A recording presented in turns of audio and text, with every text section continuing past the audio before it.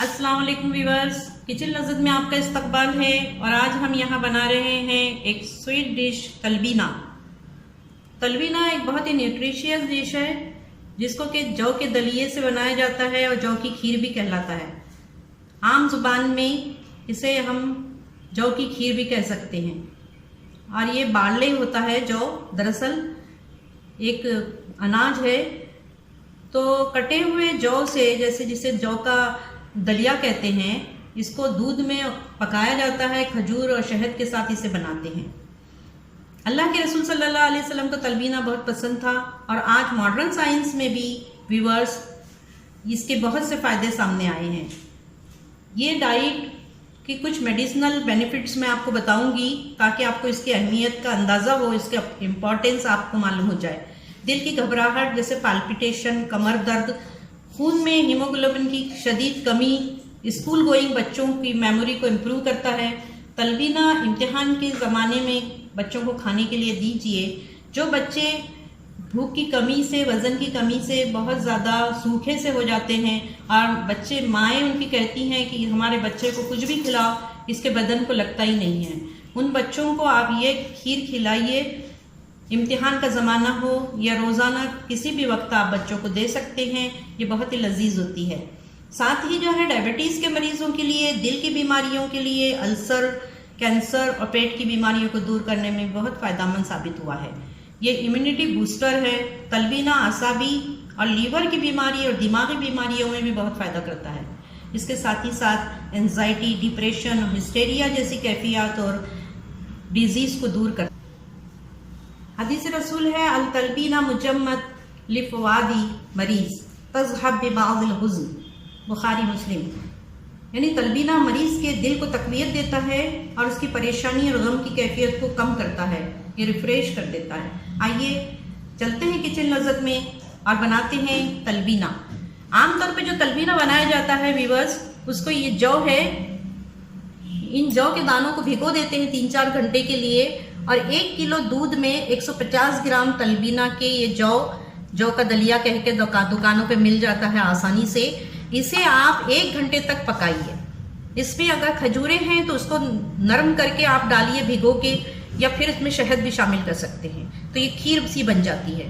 इसके साथ कुछ और चीज़, ड्राई फ्रूट्स वगैरह आप मिला सकते हैं। आज के दौड़ते भागते ज़माने में इस तरीके से रोज़ाना 1 घंटा तलबीना पकाना बहुत मुश्किल है, तो मैंने सोचा कि क्यों ना हम इसका प्रीमिक्स बनाया जाए, एक ऐसा पाउडर हम तैयार करें। इन तमाम मैं आपको बताऊंगी। देखिए, मैंने यहाँ पर सबसे पहले जौ लिए हैं, ये 150 ग्राम है। हमने ये मखाने लिए हैं, ये 100 ग्राम है। जौ लेना है 150 ग्राम, मखाने हैं 100 ग्राम, काजू लिए हैं मैंने यहाँ पर, ये 50 ग्राम है। और यहाँ पर मैंने लिए हैं 50 ग्राम ये बीज हैं खरबूजे और तरबूज के, ये भी मैंने यहाँ 50 ग्राम लिए। 100 ग्राम मैंने यहाँ पर बादाम लिए हैं क्योंकि इसके बहुत ज़्यादा बेनिफिट है दिमाग के लिए और कमज़ोरी को दूर करता है।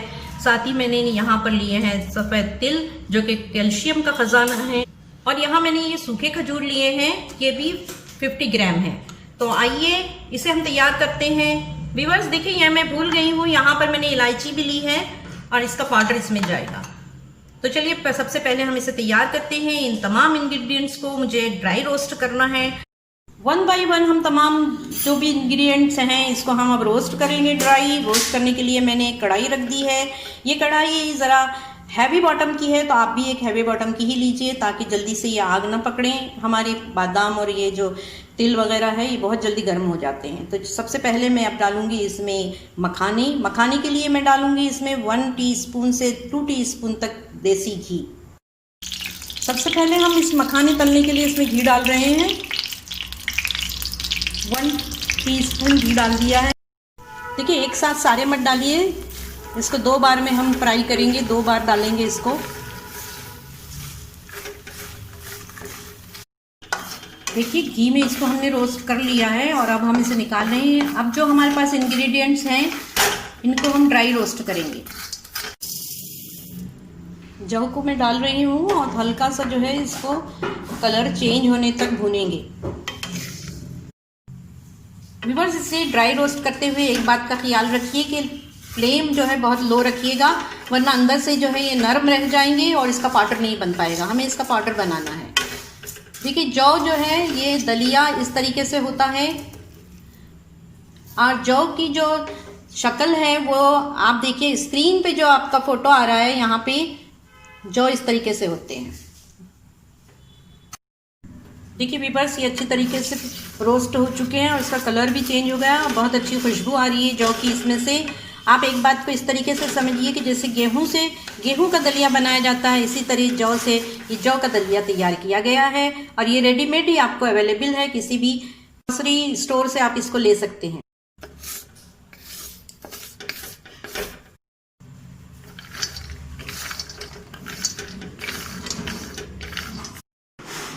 देखिए जब कोई चीज़ आप रोस्ट करें तो उसको थोड़ा सा फैला दीजिएगा अखबार के ऊपर या किसी पेपर पे, और इसे जो है आप 2-4 मिनट के लिए फ़ैन की हवा में रख दीजिए। ये ठंडा होने के बाद करंची हो जाएंगे और इसका पाउडर भी बहुत अच्छी तरीके से बनेगा। व्यूअर्स देखिए ये बन के तैयार हो गया है। 500 ग्राम बना है, ये आधे किलो के करीब पाउडर है। इलायची का हमने बारीक पाउडर कर लिया था, थोड़ी सी शक्कर हमने इसके अंदर डाली, 1/2 टीस्पून, और इसको ग्राइंड कर लिया। बहुत अच्छा बारीक पाउडर हो गया।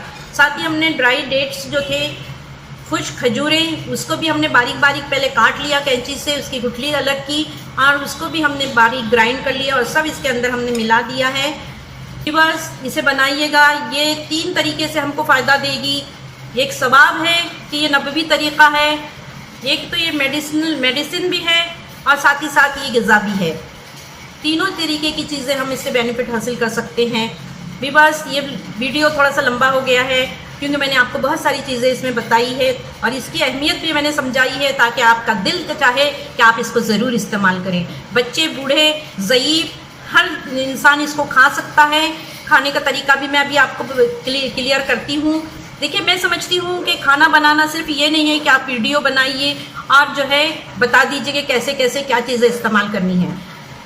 खाना बनाना, कुकिंग, ये एक ऐसा प्रोसेस है बिल्कुल साइंस की तरह से, जैसे हम प्रैक्टिकल भी करते हैं और थ्योरी भी करते हैं। अगर हम थ्योरी नहीं करेंगे तो हम प्रैक्टिकल भी नहीं कर पाएंगे, अच्छी कुकिंग नहीं कर पाएंगे। इसलिए जो कुछ मैंने आपको बताया है क्लियरली आप इसको समझिए। मेरे वीडियो में जितनी चीज़ें होती हैं मैं सबको क्लियर करती हूँ। आप इससे बोर मत होइए, प्लीज़ अपनी ख्याल रखिए, अपने नॉलेज को बढ़ाइए और पूरा बेनिफिट हासिल कीजिए, तभी एक अच्छे खाना बनाने की विधि आप जान सकते हैं। देखिए इसको लेने का तरीका ये है कि आप इसको जो है 3 टीस्पून लीजिए भर के बिल्कुल, और अगर आप इसको टेबल स्पून से लेंगे तो 2 टेबल स्पून होंगे। आप इसके 2 टेबल स्पून लीजिए। इस तरह से क्वांटिटी ज़्यादा कम कर सकते हैं। 1 गिलास गर्म दूध में इसको घोल लीजिए और इसको आप पी लीजिए। 2 टाइम भी ले सकते हैं, 3 टाइम भी ले सकते हैं। अगर आप डिनर में लेते हैं तो इसको आप ज़्यादा कर दीजिए क्वांटिटी को, कोई इशू नहीं है इसमें। आपने इसके सारे इंग्रेडिएंट्स देख लिए हैं। और अगर आप जो है दूध को गर्म करना चाहते हैं तो बेशक आप दूध को गर्म कीजिए, उसमें ये पाउडर डालिए, खीर सी बनाइए और इसे इस्तेमाल कीजिए। दोनों तरीके से आप इसको इस्तेमाल कर सकते हैं। उम्मीद है ये रेसिपी आपको पसंद आएगी। बहुत बेनिफिशियल है, बहुत लजीज है ये। इसे बनाइए, इसको रखिए स्टोर करके। 1 दिन की मेहनत है, 1 महीने से 2 महीने तक आप इसको इस्तेमाल कर सकते हैं। और तैयार हो गया है। आधे किलो के डिब्बे में हमने इसको ट्रांसफ़र कर लिया है। एयर टाइट डिब्बा है, इसको अच्छी तरीके से बंद करेंगी इस तरीके से और इसको हम स्टोर कर लेंगे। इसे बनाइए, अपने एक्सपीरियंसेस हमारे साथ में शेयर कीजिए। उम्मीद है आपको ये पसंद आएगा तलबीना, और इसे जो है अपने तमाम रिश्तेदारों के साथ, अपने फ्रेंड के साथ में शेयर कीजिए, ताकि ज़्यादा से ज़्यादा लोगों को इसका फ़ायदा मिले और आपको इसको दुआ मिले। हमें दुआओं में याद रखिएगा ज़रूर।